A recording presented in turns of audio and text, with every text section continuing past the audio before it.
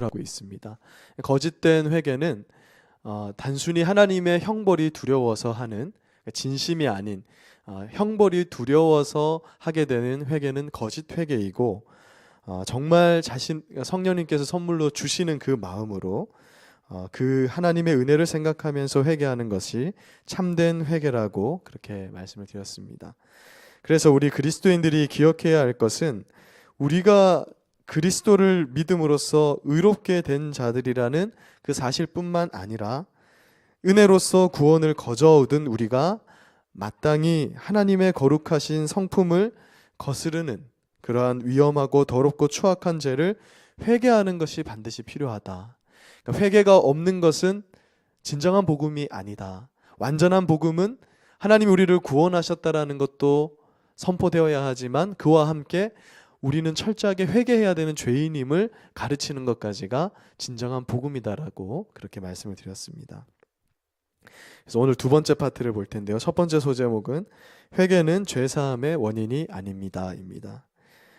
로마 카톨릭이나 대표적으로 이제 로마 카톨릭이죠. 그리고 소시니우스 주의자들이라는 분들이 계시는데, 이러한 사람들은 회개의 중요성을 굉장히 강조하는 그런 강조하다 보니까 회개가 죄사함의 원인이 된다라고 이렇게 주장을 하는 사람들이 있습니다. 무슨 말이냐면, 우리가 회개할 때 하나님이 그 회개를 보고 우리의 죄를 사하게 해주신다. 우리가 일반적으로 성도님들 중에서도 그러한 생각을 카톨릭적으로 생각하는 경우들이 많이 있어요. 내가 회개하기 때문에 하나님이 그 회개를 보시고 이 죄를 해결해 주신다. 그런데 웨스트민스터 신앙고백 15장 3항은 회개는 죄를 보상하는 근거나 용서의 원인이 아니다, 이렇게 진술합니다. 그러니까 죄인된 우리가 하나님 앞에서 회개하면서 신앙생활을 하는 것 당연한 사실이지만, 회개로 인해서 우리의 죄가 용서받는 것이 아니라는 것을 밝히고 있습니다. 회개라는 것은 죄인된 신자들이 내가 죄인이라는 것을 자각할 때 반드시 행해야 되는 그런 의무 중에 하나예요.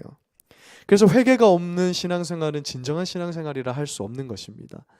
매일의 기도, 매일의 예배가 필요한 이유는 우리가 매일매일 반복적 죄를 짓기 때문에 그 죄에 대한 자복이 필요한 것입니다. 그런데 우리가 회개한다고 해서 우리의 지은 죄가 자동적으로 해결되는 것이 아니라는 거예요.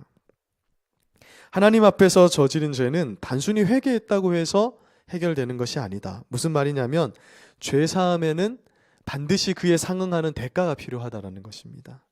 만약 어떤 사람이 큰 죄를 지어서 법정 앞에 서게 된 거예요. 이제 유튜브에 제가 한번 본 적이 있는데, 미국의 이제 청소년들이나 이제 성범죄를 저지르는 사람들이 나오는 10대들이 어떤 선고를 받는 그런 장면이 나오는데, 미국은 가차 없잖아요. 10대라고 해도 살인을 했으면 거의 사형이나 뭐 250년형 막 이런 걸 줍니다.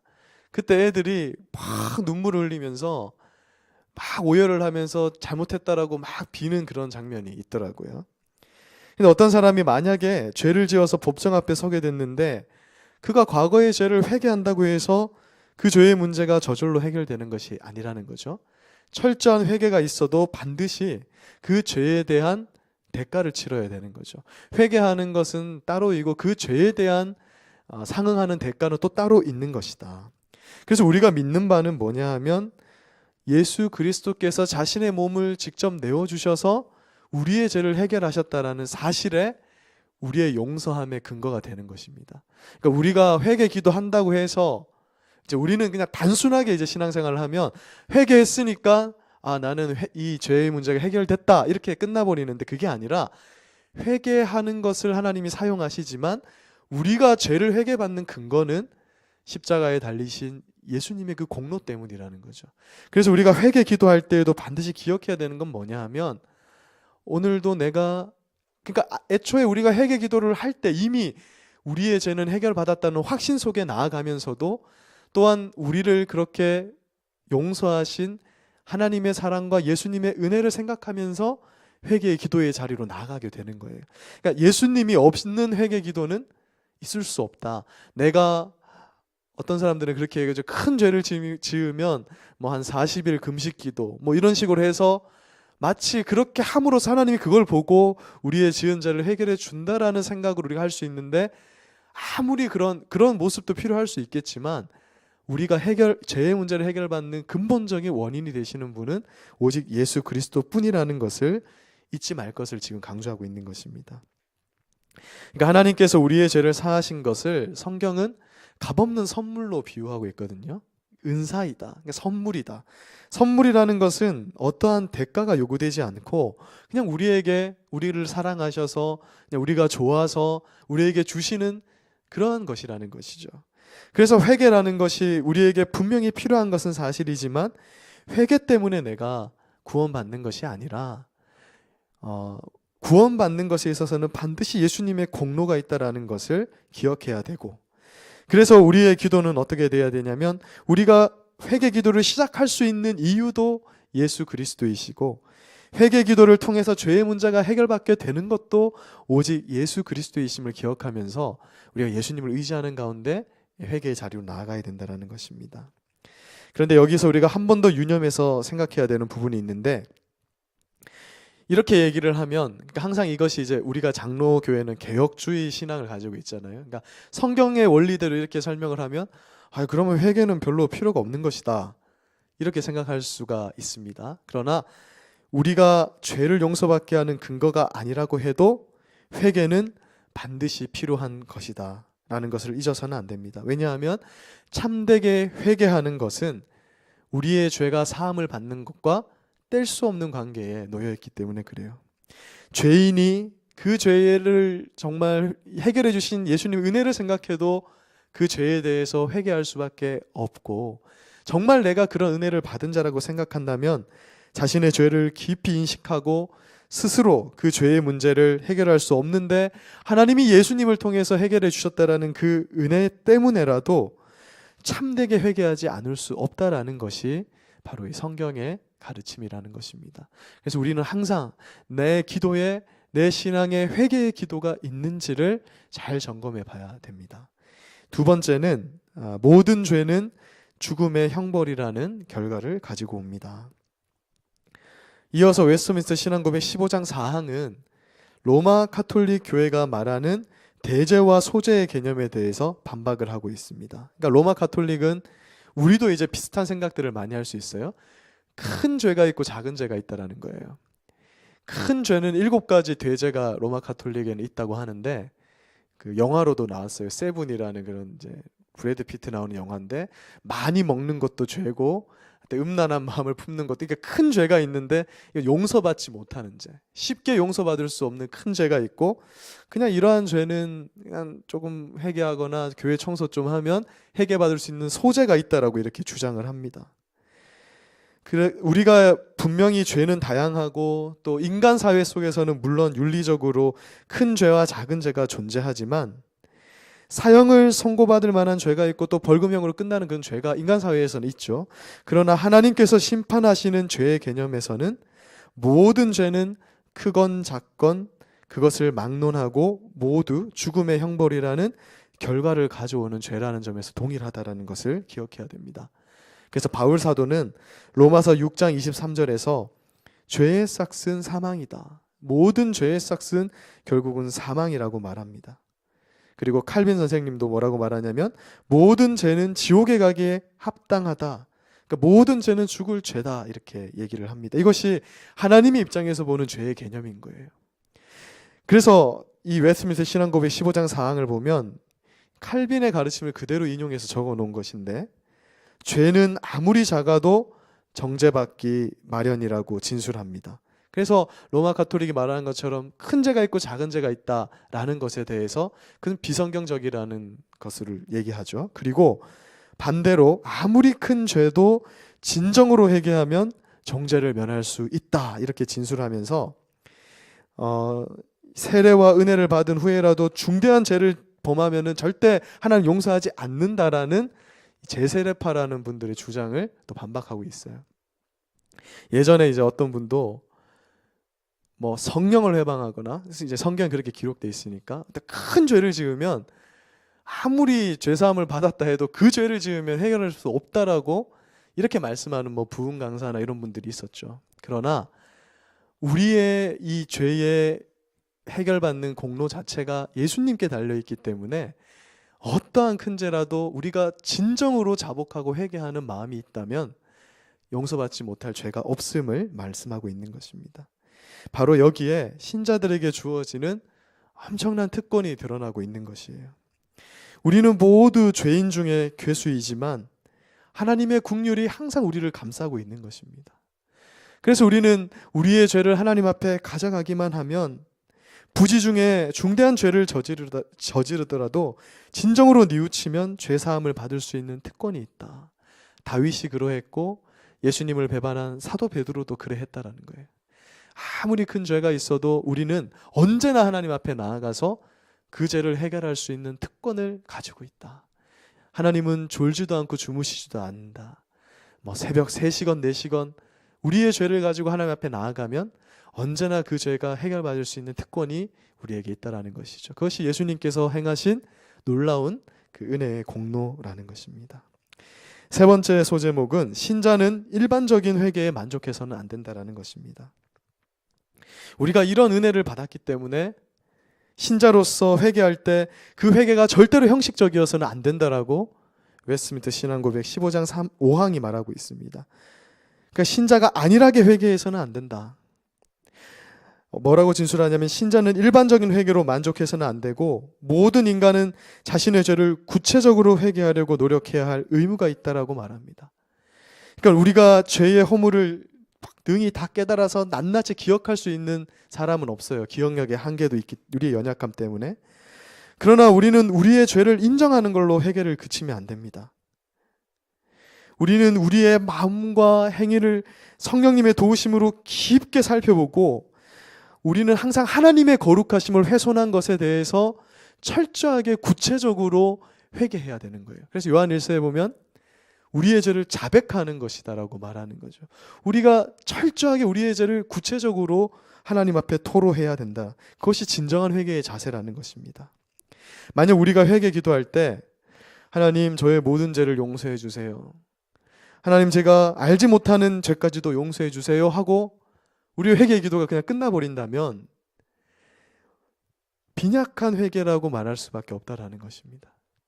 그러니까 오늘 우리가 이 웨스트민스터 신앙 고백은 정말 사실 공부하기엔 딱딱하지만 우리에게 정말 유익을 주는 거예요. 내가 회개 기도할 때 다시 회개의 자세를 바로잡게 하는 겁니다. 단순히 그런 기도로 끝나는 것이 아니라 구체적으로 죄를 고백하는 데까지 힘써 나가야 되는 거예요. 정말 쥐어 짜는 듯한 그런 회개의 자리로 나가야 됩니다. 중세의 어떤 분은 이렇게 그것 조금 잘못된 기도 방법이긴 하지만 어떻게까지 이 회개의 자리로 나아가냐면 항상 이 발목에다가 줄을 달고 기도의 방으로 들어가는 거예요.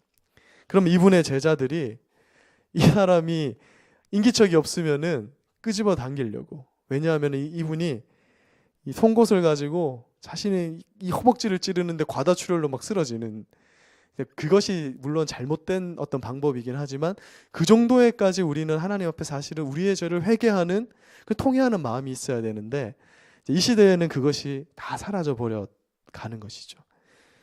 우리가 다윗의 회개를 통해서 이것을 배우게 되는데 다윗은 자신이 죄를 지었다라는 그 일반적인 사실만 인정하는 것에 그치지 않고 하나님 앞에서 범죄한 자신의 죄를 철저하게 확인하고 애통하는 마음으로 회개하는 것을 보게 됩니다. 다윗이 정말 죽을 것 같은 고통 가운데에서 회개하잖아요. 우리가 이러한 회개의 자세를 회복하는데 이러한 회개의 마음은 우리가 하나님의 나라에 이를 때까지 멈춰서는 안 된다라는 것을, 그러니까 이것까지 가르치는 것을 온전한 복음이라고 오늘 웨스트민스터 신앙고백 15장이 말씀하고 있는 것입니다. 이제 마지막 소주제입니다. 4번. 신자는 하나님께 개인적으로 죄를 고백하여 용서를 구하고 형제들과 교회에 대해서도 그러해야 합니다. 이 웨스트민스터 신앙고백 15장의 마지막 항이 6항인데요. 이 6항에서는 회개에 대해서 마무리를 하면서 다음과 같이 진술합니다. 먼저 모든 사람은 자기 죄를 개인적으로 하나님께 고백하고 용서를 구해야 한다. 그렇게 죄를 버리면 긍휼을 얻게 될 것이라고 진술합니다. 우리가 하나님 앞에 죄를 숨길 수가 없잖아요. 하나님은 다 알고 계시기 때문에 우리가 하나님 앞에 죄를 철저하게 조목조목 고백하는 겁니다. 하나님, 이 죄는 모르겠지 하는 마음으로 그렇게 일반적 회개로 나아가면 안 된다는 거죠. 하나님께서는 만약 우리가 우리의 죄를 숨기고 하나님 앞에 나아간다면 그것은 하나님 앞에 큰 죄를 범하게 되는 거예요. 왜냐하면 하나님이 알지도 못하는 죄의 형벌을 가하시는 분으로 만들어 버리기 때문에 그렇습니다. 반면에 우리가 우리의 죄를 진심으로 자백하면서 나아가는 것은 우리 하나님을 어떻게 대하는 것이냐면 우리가 하나님이 주신 거룩한 율법을 존귀하게 여긴다라는 그런 고백적 행위가 되는 거예요. 우리의 죄, 정말 작은 죄까지도, 마음의 죄까지도 하나님 앞에 고백하는 그 자체가 나는 하나님의 율법의 말씀을 이만큼 존귀하게 여깁니다라는 고백적 행위가 됩니다. 그리고 하나님께서 우리의 모든 죄와 허물을 다 아신다라는 하나님을 인정하는 그런 행위가 되고, 또 죄로 인해서 형벌을 집행하는 것을 내가 이 기도하는 자리에까지 오래 참아주신 그 하나님의 긍휼과 사랑에 대해서 우리가 고백하는, 감사하는 그런 행위가 되는 것이죠. 그리고 여기서 그치지 않고 15장 6항의 말미에는 형제나 그리스도의 교회에 죄를 지은 사람은 사적으로나 공적으로나 죄를 고백하고 슬피 뉘우치며 잘못을 끼친 사람에게 자신의 회개함을 나타내야 한다. 그러면 피해자들은 그와 화해하고 사랑으로 그를 받아들여야 한다라고 하면서 이 항을 마무리하고 있어요. 신자는 은밀히 보고 계신 하나님께 자기의 죄를 당연히 고백해야 되는데 그것으로 그쳐서는 안 된다는 것입니다. 예전에 이제 밀양이라는 영화가 항상 나오고 그것 때문에 많은 기독교인들도 교회를 떠나기도 하고, 지금도 늘 질문하는 게 기독교의 이것이 오류가 아니냐. 밀양이라는 영화를 보면 전도연이 자신의 아들을 유괴해서 죽여버린 그 학원 원장님을 향해서, 이분이 이제 교회를 다니게 됐잖아요. 그 극 중에서 전도연이. 그래서 면회를 하고 이 살인자에게 가서 내가 예수님의 사랑을 알았다, 내가 당신을 용서한다라고 했을 때 이 살인자가 이렇게 대답하지 않습니까? 나는 당신의 용서가 필요 없다. 나는 이미 이 교도소에서 나도 하나님을 만났다. 그래서 하나님이 이미 나를 용서해 줬기 때문에 당신 나 용서해 주지 않아도 된다. 이렇게 얘기를 하거든요. 그 전도연이 이제 신앙을 버리게 되는, 그러니까 유럽에서 엄청나게 작품성이 좋다, 기독교의 오류를 잘 지적한 영화다 이렇게 얘기하지만 이 웨스트민스터 신앙고백 15장 6항만 봤어도 그런 말 할 수 없는 거죠.